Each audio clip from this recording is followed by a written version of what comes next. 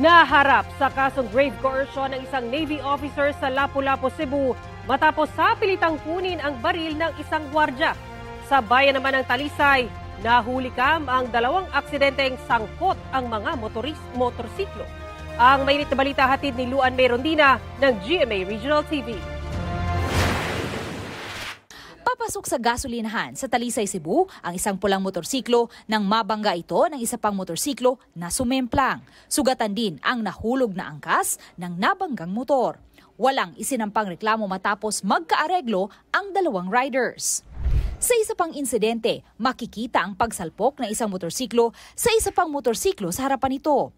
Halos sumerko sa ere ang bumanggang motor at nalaglag ang rider at angkas niya. Base sa investigasyon, nag-slow down ang harapang motorsiklo dahil papalapit na sa stoplight. Viral sa social media ang pagtatalo ng isang triathlete at ng driver at sakay ng pick-up sa Cagayan de Oro City. Maya-maya, bumunot na rin ng kanyang cellphone ang driver at itinutok sa uploader. Ayon sa triathlete na si John Tumanda na nag-upload ng video, nangyari ang insidente nitong Martes. Nagbabike daw siya sa kalsada nang bigla na lang siyang mabangga ng kasunod na pick-up. So ang akong bukton may naigo sila kay ila magipidpidayo ilang sa kanan sa kuha.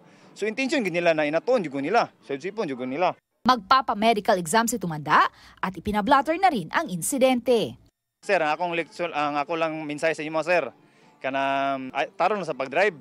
Bike ra ba niya mo dili man ta pareha sir. What if baliw na akong sitwasyon, ikaw akong pabaykon, ako'y nanaon, ako'y mag-suggest sa imo. Sinusubukan pa ng GMA Regional TV na makuha ang pahayag ng pickup driver pati na ang sakay niya. Kita sa CCTV footage ang isang naka-uniforming Navy officer na may bitbit na baril, habang kausap ang isang gwardya na nasa e-bike. Maya-maya pa, sa pilatang kinuha ng Navy officer ang service shotgun ng gwardya. Nangyari yan sa labas ng isang subdivision sa Lapu-Lapu, Cebu noong Biyernes.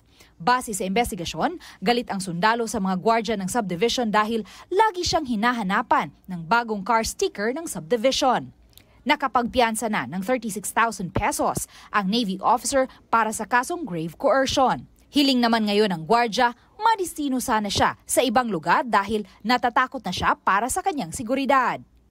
Gusto ko nga ako ni padayon ng kuha niya, kuni sa kaagkaso.